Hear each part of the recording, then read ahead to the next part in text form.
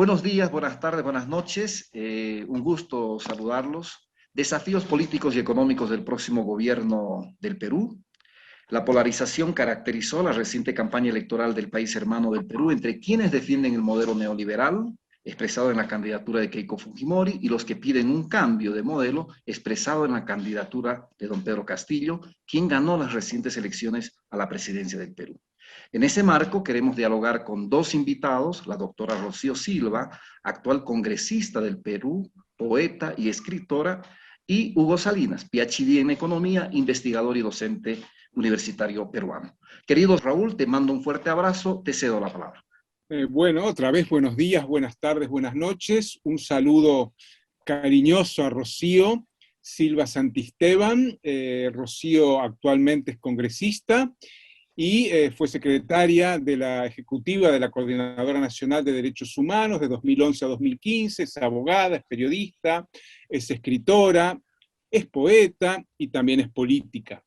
Y a Hugo Salinas, que es economista, es docente universitario, tiene trabajos, libros e investigaciones sobre las desigualdades socioeconómicas. Y a los dos vamos a preguntarles sobre el Perú de hoy. Yo empezaría con Hugo y le preguntaría lo siguiente. ¿Es imaginable, Hugo, un Perú que no sea un país minero, exportador de commodities a China, al mundo, a Asia? ¿Es posible salir del modelo minero que lleva 5 siglos en el Perú? ¿Podemos aspirar a un desarrollo endógeno del país? ¿O se puede simplemente hacer pequeños cambios impositivos de propiedad, como plantea Castillo en el tema de la minería? ¿Cómo ve usted esto, Salinas?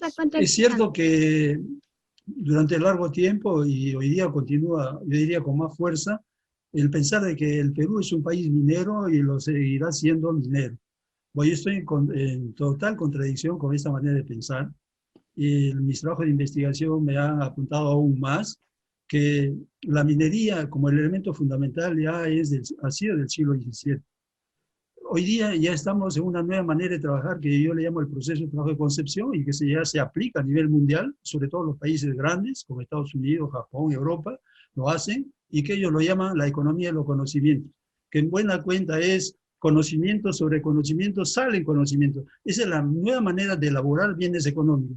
Y pensar que la minería es un elemento importante es simplemente una manera de disfrazar una dominación económica en la gestión de la economía del país.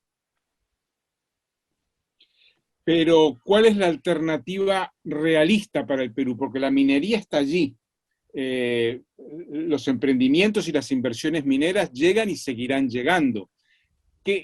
¿Cómo puede transitar Perú a otro tipo de economía con el actual cuadro y la relación de fuerzas sociales y políticas que hay en el país?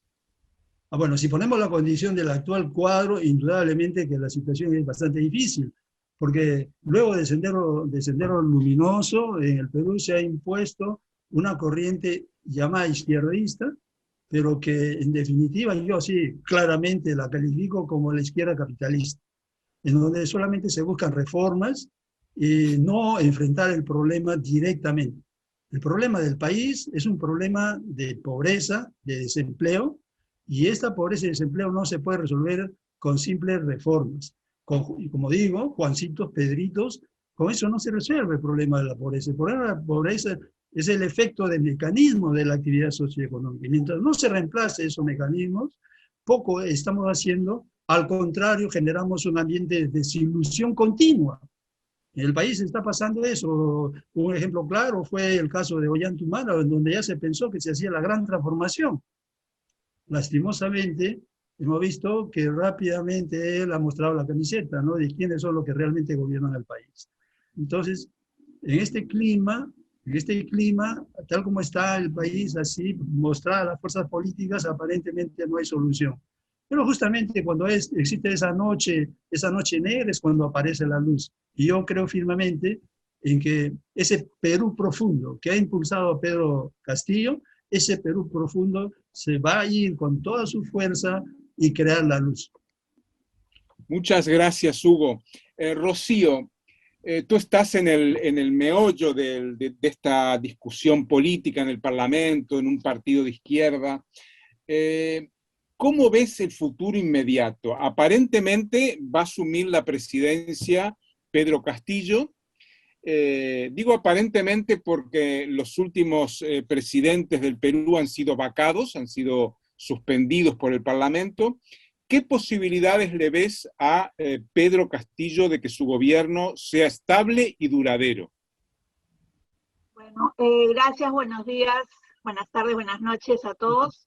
Y bueno, en primer lugar sí quería comentar que estoy completamente de acuerdo con Hugo Salinas, completamente de acuerdo. O sea, si no hay un cambio estructural fuerte, lo único que vamos a hacer es pasar de una propuesta a otra, ¿no? Y claro, el ejemplo perfecto, ya lo mencionó él, Ollanta Humala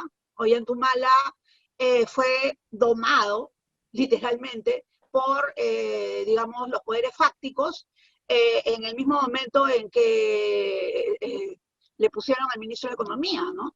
En que, digamos, la Confederación de Empresas del Perú, la CONFIEP, le puso al ministro de Economía, y eso fue verdaderamente la traición al pueblo, ¿no? Y la traición fue alta, porque fue con costo de vidas, y eso yo nunca lo voy a olvidar, porque estaba precisamente durante todos esos años en la Coordinadora Nacional de Derechos Humanos, atendiendo básicamente a las víctimas de violaciones de derechos humanos y a los familiares, a las madres y a los hijos e hijas de las personas que murieron en conflictos sociales.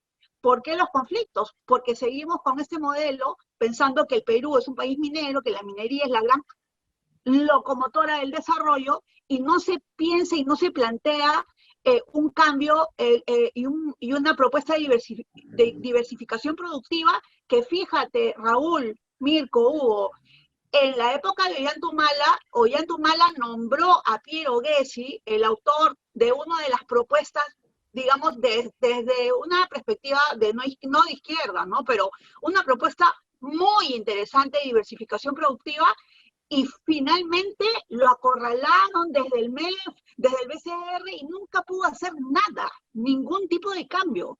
Entonces, ante eso nos enfrentamos. Ahora, Pedro Castillo va a promover, siendo él campesino, agricultor, va a promover una alternativa al extractivismo. No lo creo, porque su propuesta en términos generales es una propuesta de una izquierda más bien más tradicional, en la que apuesta completamente por el tema de la minería como recurso para el fisco, para hacer caja.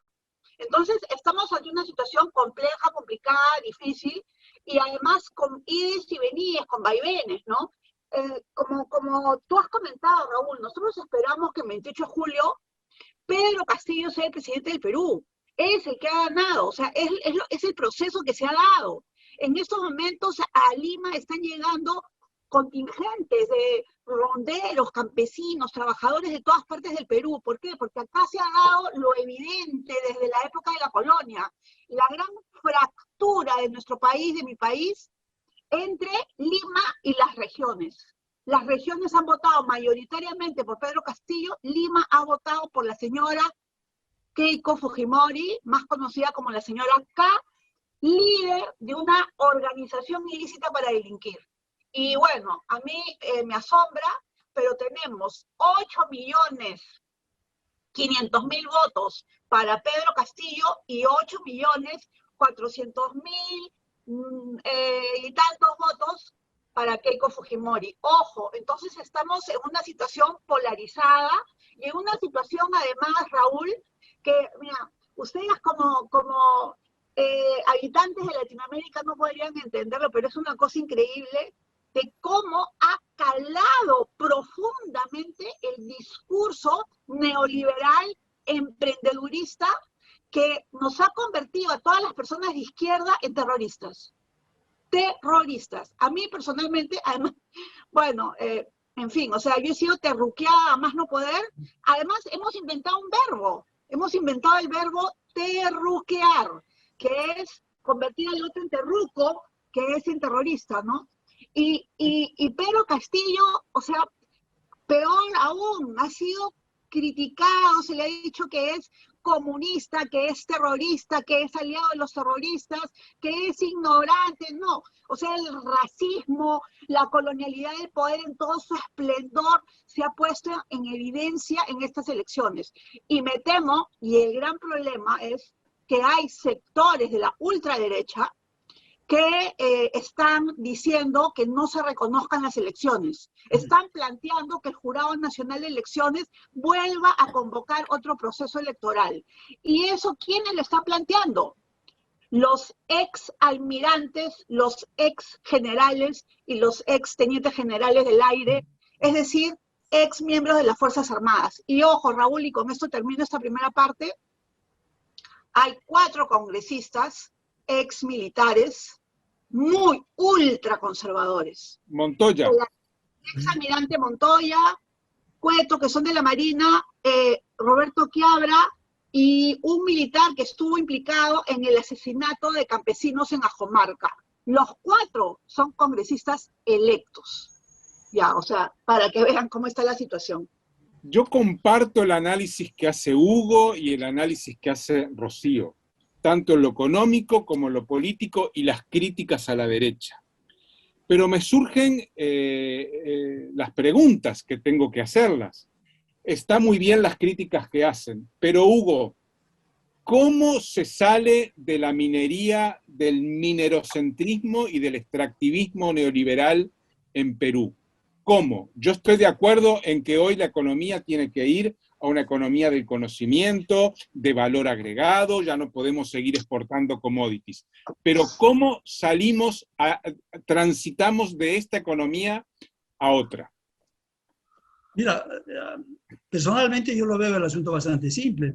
Lo que pasa es que nos han introducido en la mente una cantidad de prejuicios que lo hace imposible. Uno de ellos es que no tenemos dinero para hacer ningún proyecto, digamos, proyecto de cierto nivel. Eso es totalmente falso. Que no tenemos dinero es totalmente falso porque solamente se piensa en el dinero del presupuesto público. Y, indudablemente el presupuesto público del Perú es alrededor del 18% del PIB, y un PIB completamente, digamos, disminuido por el peso justamente de la opresión, ¿no? Hay ideas que se han evocado para que la mente de las personas piense en que es imposible, justamente a fin de no salir del asunto. Pero si nosotros nos liberamos de estas ideas, tenemos todos los elementos como para salir. Uno, el dinero, que yo lo he demostrado en varias exposiciones, en varios libros, que tenemos financiamiento gratuito e ilimitado para crear empresas. Tanto así que este mismo tipo de financiamiento ha sido utilizado por los países del norte para salir de sus problemas, de sus últimas grandes crisis. Tenemos a un proceso de trabajo, una forma de trabajar la más eficiente a nivel mundial, que ya ha sido prácticamente practicado por Estados Unidos, Japón y Europa, lo que se llama la economía inmaterial. Ahí prácticamente no hay nada que crear, hay que en buena cuenta comenzar a copiar, y eso lo tenemos que lanzar. O sea, además, lo que necesitamos es un gobierno que tenga esas ideas. Acaba de decirlo Rocío, de justamente nuestros probables presidentes no tienen la menor idea de lo que es desarrollar un país. Pedro Castillo ha sido por un momento histórico del país que lo empuja a ser presidente sin tener la cualidad, la capacidad para poder gestionar un país en estas condiciones. Porque no se trata de hacer un continuismo, se trata de hacer una ruptura. Y para hacer una ruptura hay que tener un marco conceptual para hacer la ruptura.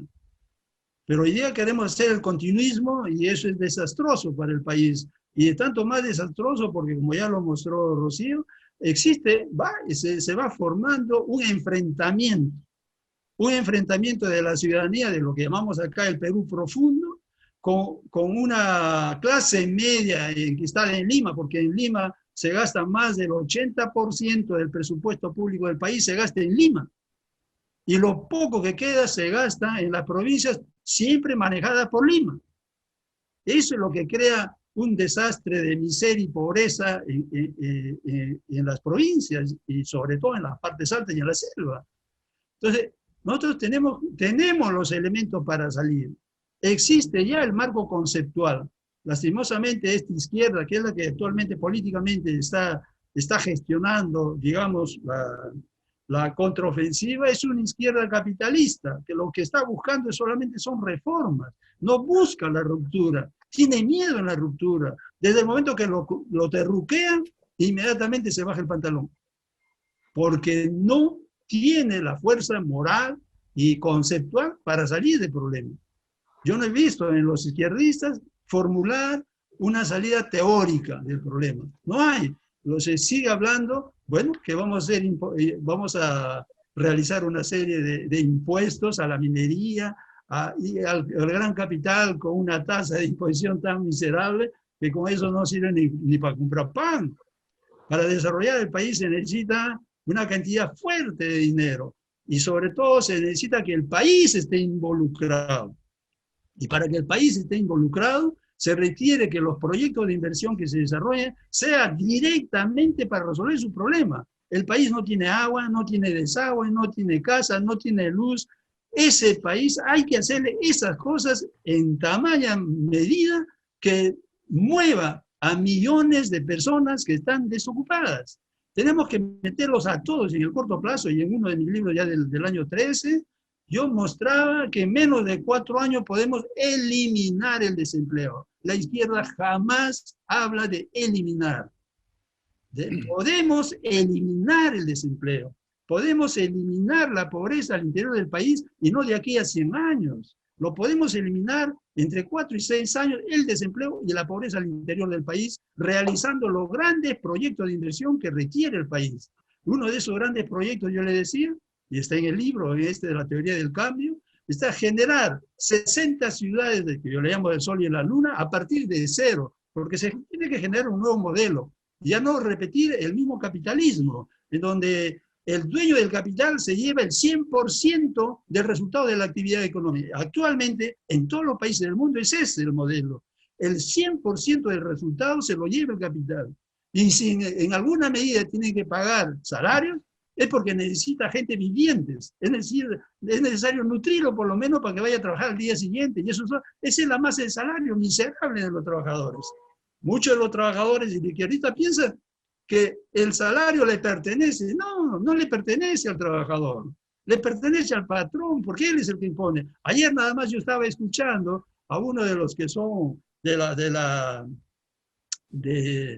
la agricultura de exportación, que ellos saben crear empleo. Claro que sí, ellos saben crear empleo, pero ¿a qué tasa de salario? ¿En qué condiciones? Se olvidó completamente de la huelga que hubieron hace poco en el país y que tuvieron que ellos retroceder ante la tal miseria y desocupación que existía en el país. Entonces yo pienso que sí existen formas de salir. Teóricamente ya está esbozado esta forma de salir. Lastimosamente, una de las fuerzas que existe ahora en el país, que es la izquierda, la que está incluso apoyando a Pedro Castillo, está muy lejos de lo que es realmente el futuro del país. Raúl, en sí. ningún lado, en ningún país del mundo se ha podido salir del modelo neoliberal extractivo. Entonces, aquí estamos ante el cómo, no ante el qué. Claro que nos gustaría salir, claro que tenemos ideas, pero el tema es cómo. Entonces, Rocío, me gustaría preguntarte, ¿cómo se gobierna un país fracturado, partido al medio?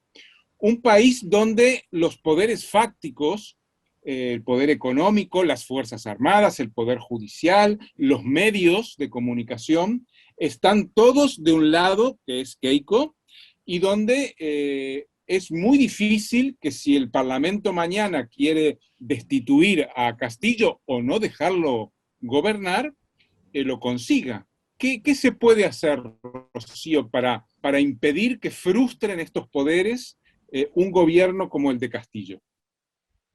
Bueno, estamos en esa encrucijada, Raúl, precisamente, no estamos en esa encrucijada porque, o sea, lo que sucede también junto con toda la situación que ha comentado Hugo, estamos en una crisis política fuerte, una crisis política que ya lleva 5 años, ¿no? Y esa crisis política digamos, se debe también en parte a una posición del fujimorismo, que fue la posición obstruccionista, que el rol que cumplió estando en el Congreso, ¿no? Porque cuando se dan las elecciones del 2016, el fujimorismo llega a tener 73 congresistas. Con 73 congresistas hacías todas las reformas que querías, todas. O sea, era la mayoría en el Parlamento, ¿no? Pero lo que sucedió fue que se dedicaron a obstruir, y básicamente obstruir en un espíritu de revancha personal, porque francamente, entre Keiko Fujimori y Pedro Pablo Kuczynski, ¿cuál es la diferencia en el ámbito económico? Ninguna, en lo absoluto. O sea, plantean lo mismo, ¿no? O sea, el extractivismo, la continuidad, la ampliación de los mercados, o sea, no había ninguna diferencia. La única diferencia es que ella era ella y él era él. Y él había perdido. Y entonces el fujimorismo en el Congreso se dedicó a petardear todo, absolutamente todo, la reforma educativa. Por ejemplo, uno de los temas fuertes ha sido introducir este concepto de ideología de género para desautorizar todo el enfoque de género que se trabajó 20 años antes en el Estado peruano. Y con eso se tumbaron el primer ministro, y de ahí siguieron obstruyendo hasta que, bueno, intentaron copar el Tribunal Constitucional, y finalmente, por un tema constitucional, o sea, porque se habían producido dos cierres se había rechazado a dos gabinetes, entonces es que Martín Vizcarra declaró la disolución del Congreso. Y por eso es que yo soy congresista, porque yo soy congresista de un periodo supletorio, de un periodo suplementario, ¿no? Y bueno, pero además, en medio de todo esto, viene la pandemia. En estos momentos el Perú tiene 180.000 muertos, con 33 millones de habitantes. O sea, tenemos uno de los índices de letalidad altísimos en el mundo, altísimos. Y a pesar de que tuvimos una cuarentena total al principio, porque se han dado una serie de errores, ¿no? Para comenzar, nunca se dio un bono universal, etcétera. Se dieron bonos muy específicos que se perdían en el camino. Bueno, toda una situación compleja, pero junto con todo eso vino la vacancia de Vizcarra. La gente salió a las calles, hubo 2 muertos a 3 cuadras del Congreso, o sea, a 300 metros del Congreso, mataron a 2 jóvenes y hirieron a decenas de heridos. Entonces, toda esta situación es una situación que está ahí palpable. Estamos en una crisis profunda. Junto con todo esto, Raúl, resulta que después de todo lo que había sucedido, después de que vacan a Martín Vizcarra, después de que me proponen a mí en una lista que era una lista única y que después petardean en el Congreso, o sea, y me petardearon literalmente por ser una mujer feminista de izquierda. Bueno, se nombra finalmente, después de todo esto, a Francisco Sagasti como presidente, y resulta que en medio de todo eso, la ministra, que era la persona a la que estaba administrando el tema de las vacunas, se había vacunado sin decirle a nadie. O sea, una crisis política, una crisis sanitaria, una crisis moral. Y estamos saliendo de eso, y saliendo de eso a partir de una polarización. Esto a mí no me gusta. Estamos yendo hacia un camino verdaderamente bien pedregoso, y yo espero, y realmente me asombra, que en estos momentos la violencia no esté en las calles. ¿Y cuál es la relación de fuerzas en este Congreso que se ha elegido? Porque lo que yo entiendo es que sumando el partido de Castillo y el de Verónica, el de Frente Amplio, o sea, la izquierda no alcanza a tener una mayoría, o sea, la mayoría sería de partidos de centro y de derecha. En efecto, o sea, justo el grupo de Pedro Castillo además está dividido entre la gente de Pedro Castillo y la gente de Vladimiro Cerrón, que es el secretario general del partido y que tiene una posición de izquierda más ortodoxa. Y bueno, junto con esto está el pequeño grupo de Juntos por el Perú, que es de Verónica Mendoza, digamos, que están en estos momentos, sí, ya hay una alianza concreta, ¿no? Y de hecho todos los partidos de izquierda hemos publicado pronunciamientos apoyando a Pedro Castillo, y estamos apoyando ahorita a los ronderos que se han venido a Lima, en fin. pero en concreto el próximo Congreso va a estar totalmente fragmentado y hay una cosa también importante, Raúl. Mira, entre el fujimorismo y los otros partidos de derecha que sacaron porcentajes menores, ¿no? Pero si sumamos todo, o sea, Avanza País, el fujimorismo y un partido que se llama Renovación Nacional, algo así, que está liderado por un empresario ultraconservador del Opus Dei, ultraconservador. Bueno, entre esos tres partidos han sacado más del 35% de los votos. O sea, hay un 35% de derecha dura en el Perú, dura. O sea, estoy hablando de la extrema derecha. Y esos son los que están en estos momentos en el Parlamento, además de otra infinidad de pequeños grupos que tienen una posición que es muy acomodaticia, ¿no? Entonces, no sabemos cómo se va a organizar eso.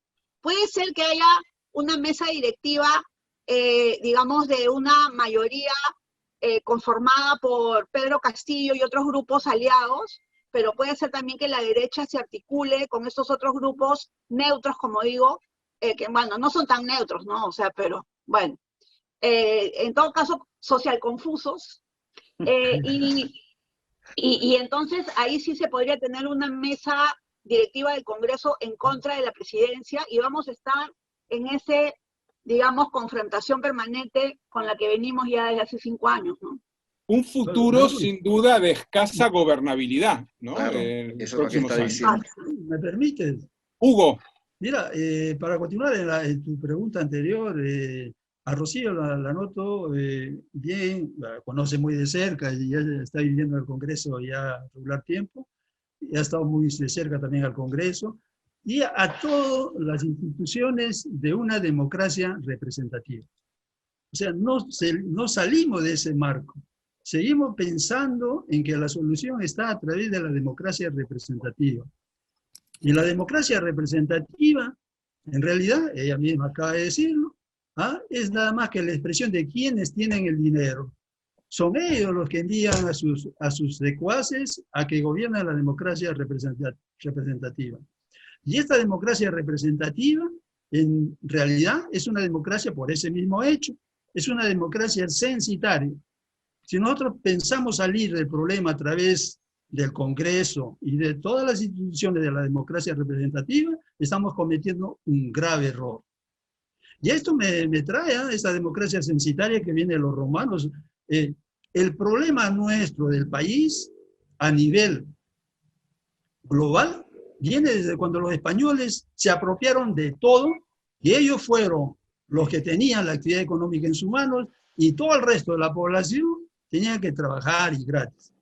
Y este problema de América Latina traída por los españoles no es solamente un problema de la gente de la Vía Yala, es la historia mundial. Ya de los tiempos de Grecia, Roma, la democracia censitaria era la democracia que se ejercía y se le llamaba incluso directa. Entonces lo que nosotros tenemos que poner en cuestión es que el modelo con el que actualmente está en situación difícil los pueblos es un modelo que viene desde mucho atrás. Y yo digo, hace 10.000 años que está instalado este modelo en donde quien maneja el acto económico es el que maneja todo. Es eso lo que tenemos que romper. Y ahí me trae a la memoria la Revolución Francesa. La Revolución Francesa no pasa por el Congreso, pasa por una actitud del pueblo que impone su idea. Bien o mal, ahora se ve con más claridad que ha tenido una serie de deficiencias, pero indudablemente es por ahí en donde vamos a tener que hacer. No pensemos en el Congreso. El Congreso no es la salida, jamás la será, ni a través de una nueva constitución, porque de poco sirve la ley si el acto económico sigue siendo manejado por algunos. Tú estás proponiendo una revolución armada. ¿Armada no? ¿Y cómo? No. ¿Y cómo impone su voluntad? Cuando hay la revolución, la revolución francesa, no ha sido una revolución armada. Son ellos los que imponen la fuerza. Y el error de Sendero Luminoso. Sendero Luminoso quiso comenzar por la fuerza. Ahí fue su error. Porque antes de construir el modelo que no lo tiene hasta ahora, comenzó por la fuerza. Lo que hay que construir es el modelo con el cual debemos salir de este problema. Y es eso, los dirigentes como Pedro Castillo, que deben lanzarse con ese modelo en la cabeza a transformar las instituciones del país. Y para eso no necesita ¿qué te digo? La guerra, nada de eso. Lo que tenemos que cambiar son instituciones y mecanismos, como el mecanismo de la repartición individualista que lo llaman. Esa repartición que permite que el dueño del capital se lleve el 100% de la totalidad del resultado de la actividad económica. Es un mecanismo. Eso no lo resuelve ni la ley ni la lucha armada. Eso lo resuelve la instalación de un nuevo mecanismo. Y a eso debemos tender. Mirko, seguramente para cerrar tú quieres hacer algún comentario, que tal vez alguna pregunta para que podamos redondear este debate. Bien, tenemos un buen tiempo todavía, así que voy a aprovechar a Rocío en esta línea de la revolución democrática, del cambio de instituciones que plantea Hugo, preguntarte sobre esa movilización de jóvenes del año 2020, esporádica pero contundente. ¿Qué se espera de estos sectores sociales jóvenes, mujeres, en relación a esas demandas históricas del Perú en el próximo gobierno del Perú? Bueno, a ver, yo creo que uno de los sectores más interesantes del Perú es sin duda el sector de los jóvenes, tanto jóvenes trabajadores, jóvenes campesinos como jóvenes estudiantes, ¿no? Universitarios, técnicos, en fin, porque son como una especie de reserva ética, ¿no? Ellos salieron y se movilizaron y fueron tremendamente creativos y siempre se están movilizando.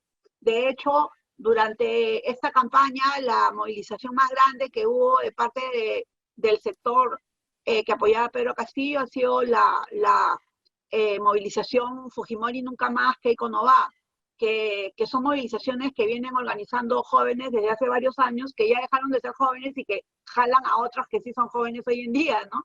Y eso lo que nos da es, bueno, es la verdad, es una digamos, gran esperanza de que las cosas pueden cambiar, ¿no? Porque o sea, el Perú está movilizado en estos momentos, no podemos decir que no está movilizado, ¿no? Y las mujeres, además, las mujeres con sus propias demandas. Por supuesto, también, ¿no? Y precisamente uno de los temas también en relación con Pedro Castillo es que, bueno, como buen rondero y digamos, hombre del campo peruano, es pues también invisibiliza a las mujeres, ¿no? Pero me parece que ahora, no sé, ha tenido un poquito un ligero cambio con el lenguaje inclusivo, porque él dijo que estaba en contra, por ejemplo, totalmente en contra del aborto, totalmente en contra de las reivindicaciones de la población LGTBI, en contra del matrimonio igualitario, en fin, o sea, ¿por qué? Porque él es muy católico y su familia, además, su esposa es evangélica, nazarena, ¿no? Y son sectores bien conservadores, ¿no? Es que estamos hablando, Raúl, de sectores bien interesantes, ¿no? Porque son, digamos, grupos rurales, conservadores, digamos, en este tipo de temas más institucionalizados, privados. Y, por ejemplo, el rol de la esposa de Pedro Castillo ha sido más bien de quedarse en la casa, ¿no? O sea, Pedro Castillo ha salido a dar, digamos, la vuelta al Perú y ella se ha quedado en Chubut, en su pueblo, en su casa, ¿no? Claro, ha dado entrevistas también, la han entrevistado, es una maestra, de hecho, o sea, se nota que los dos han crecido juntos también, ¿no? Y además una persona que ha sufrido mucho también, que ha tenido que sacar adelante su familia. Y ellos son personas muy, o sea, de una extracción rural, bueno, campesinos con tierras, pero pequeñas, ¿no? Y claro, pero que también están con un paso también en el mundo urbano, porque son maestros, trabajan en la escuela, ¿no? Trabajan en las pequeñas urbes, pero también tienen su pequeño terreno, en fin. Entonces, es bien interesante, digamos, el proceso, ¿no? Como un proceso de movilización. Ahora, los ronderos, yo conozco el tema de los ronderos desde hace 30 años y los ronderos han cambiado bastante, porque los ronderos al principio eran tremendamente machistas, pero las mujeres ronderas en verdad les han hecho cambiar, porque se han empoderado conforme han pasado los años y han pasado a protagonizar también los cambios y las resistencias al extractivismo. Definitivamente, una persona importante en nuestro país es Máxima Acuña de Chaupe, que es prácticamente el símbolo de la lucha contra la empresa minera Conga, ¿no? Entonces, estamos hablando también de procesos complejos, ¿no? Interesantes, interesantísimos, pero bastante diferentes de lo que se podría pensar. Es decir, Pedro Castillo podría apoyar a Con mis hijos no te metas. O sea, hay sectores ultraconservadores que están también apoyando a Pedro Castillo. Complejísimo el panorama, pero yo apostaría en esta línea que Raúl desarrolla, esto de la sociedad en movimiento, a ese Perú profundo que ha despertado y que podría generar cambios y que se visibilizaron ya en movilizaciones de jóvenes, de mujeres, de campesinos, ese Perú profundo que está detrás de este triunfo electoral. Profesor, si sintetizaríamos la situación del Perú, podríamos decir cambio o continuidad del modelo neoliberal. Profesor, si yo le pregunto en esa disyuntiva, ¿cómo desarmar el modelo neoliberal? En esta pregunta que tanto ha insistido Raúl, un ABC, ¿qué tendría que hacer un gobierno para desarmar el modelo neoliberal y liberar las fuerzas productivas que usted viene trabajando como propuesta teórica hace mucho tiempo? Bueno, este punto, mira, Mirko, yo lo he desarrollado en uno de mis libros del año 17, La teoría del cambio, en donde propongo 5 grandes obras. Una de ellas, la que dije un momento, las 60 ciudades hoy en la Luna, que son ciudades a partir de cero, en donde aproximadamente estarían viviendo y trabajando 3 millones de personas. Hay que realizar la revolución de conocimientos. Hay que realizar un transporte a la medida, como en este día puse un post en donde Japón tiene 4.0 digamos, kilómetros en su superficie, mientras que el Perú tiene 0.1. Estamos en cuanto a carreteras lejísimos del Capañán. Eso tenemos que hacer grandes obras. En definitiva, lo que hay que hacer grandes obras, movilizar a la juventud con un desarrollo, yo le llamo endógeno en economía abierta, necesariamente una economía de mercado, pero un movimiento endógeno para comenzar por resolver los problemas del país. Resolver que no hay agua, que no hay luz, que no hay vivienda, y eso no es enfrentarse ni siquiera a Estados Unidos, a la grande potencia, ni a la minera, porque en eso muy poco les va a afectar. En cambio, pondríamos en acción otro mecanismo, como que yo les hablo, el financiamiento ilimitado. El financiamiento ilimitado, y allí apoyaría las medidas como la que hizo Evo, en donde se debe revertir, en vez de recibir 17, puede recibir 83, y que se puede, lo demostró, la historia lo demostró. Entonces tendríamos recursos suficientes para movilizar a todo el país, darle trabajo, darle educación y darle un nivel de ingresos, que es lo que falta. Y eso es lo que permitiría hacer la revolución, sin necesidad todavía de ingresar a una lucha armada, como la que propuso Sendero Luminoso, ¿no? Entonces yo pienso que eso es cambiar de esquema y cambiar en la raíz, en el mecanismo de repartición. Porque cuando se hagan estas 60 ciudades, se harán no con las empresas actuales. Seguirán siendo empresas, pero no las del tipo actual, en donde el dueño se lleva el 100%. Son empresas que yo le llamo empresas país.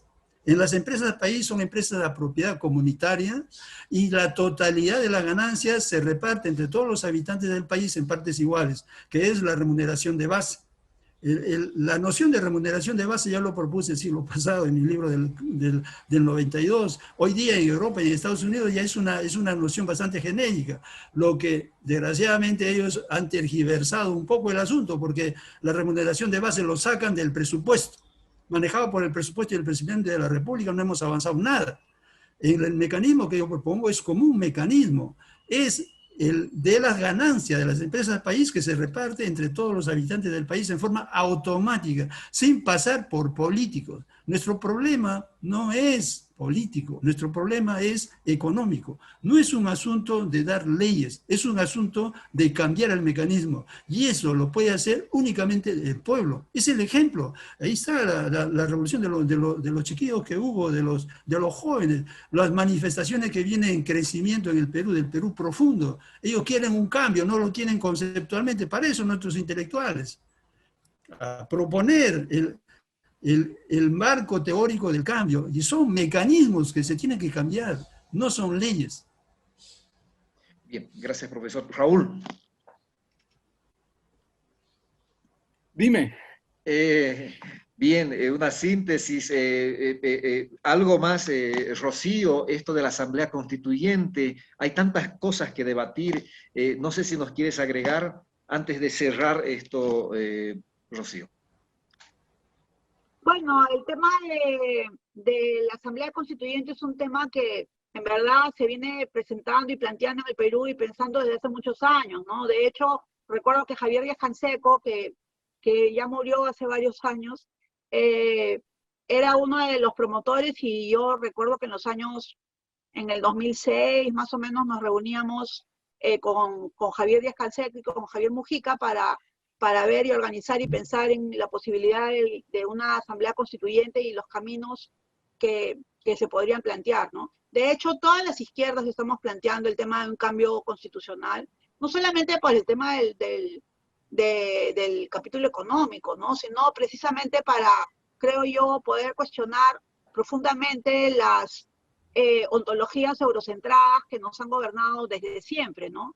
Y creo que en ese camino están también los pueblos indígenas que están reclamando también un posicionamiento específico, ¿no? En relación con la creación de la comunidad imaginaria que es la nación, ¿no? Y bueno, todo esto, claro, de todas maneras nos hace repensarlo en este momento porque de hecho, Pedro Castillo ha planteado el tema de una asamblea constituyente, pero lo que dicen y lo que suelen decir, lo que suelen plantear para poder asustar a los peruanos es que la asamblea constituyente lo que va a hacer es tratar de imponerse sobre el Congreso, que el Congreso se va a cerrar, que va a estar la asamblea constituyente, que va a haber un cambio en esa línea, y no sé, o sea, la gente está aterrada por eso, ¿no? Cuando a mí me parece que el camino es otro, ¿no? Y el camino... además, el grave problema que nosotros tenemos los peruanos es que la Constitución del 93 tiene muchos candados para que no se pueda, digamos, hacer los cambios de toda la Constitución. Entonces, lo que nosotros hemos planteado en el Congreso, en concreto, varios de los miembros de la bancada del Frente Amplio, hemos planteado propuestas y caminos y proyectos de ley para que haya un camino certero hacia una nueva constitución, cambiándola desde el Congreso, que es la única manera en que pueda darse, ¿no? este cambio. Pero en fin, no sé, vamos a ver qué va a pasar. Ahora, a mí, Raúl, de verdad, Mirko, me da un poco de temor con este 30% y más de sectores ultraconservadores. Si convocamos una asamblea constituyente, va a haber una representación también del ultraconservadurismo peruano, ¿no? Hay una música, disculpen, pero es en la calle, son unos chicos que siempre van por la calle con una música que no sé si se escucha por allá. No. ¿No? Ah, bueno. No. Afortunadamente no. Bien. Mirko, Rocío, Hugo. Yo creo que, parafraseando a Eric Hobsbawm, historiador marxista británico, planteaba que a veces hacen falta grandes revueltas sociales para producir pequeños cambios. Ironizaba diciendo la consecuencia más duradera de la Revolución Francesa fue la introducción del sistema métrico. ¿Verdad? Entonces, yo estoy muy de acuerdo con los sueños y las aspiraciones de la humanidad, de salir del modelo, de transitar otro camino, pero veo que la realidad es muy terca y muy dura, creo que Perú, los 5 últimos presidentes electos de Fujimori para aquí han sido o vacados o procesados por la justicia. Creo que el único que se salvó fue uno interino, Valentín Paniagua, cuando el interinato post-Fujimori, pero la corrupción ha estado en el Palacio de Pizarro todos estos años. Y realmente no veo cómo puede terminarse con esta historia. Les agradezco mucho la discusión. Creo que este debería ser el primer paso de una serie de debates más profundos, porque lo que vemos es que se suceden gobiernos de un color, de otro color, y los problemas quedan. Uno puede decir, llevamos 30, 40 años de neoliberalismo, pero 5 siglos llevamos de colonialismo, patriarcado, y esto no cambia. Y creo que no va a cambiar.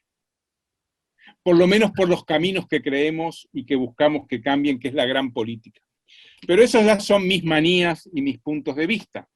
Lo que me cabe es agradecerles por este tiempo, por las opiniones, por las reflexiones, por los saberes que han compartido en este programa. Muchas gracias. Muchas gracias, Rocío. Muchas gracias, profesor. Muchas Gracias a ustedes.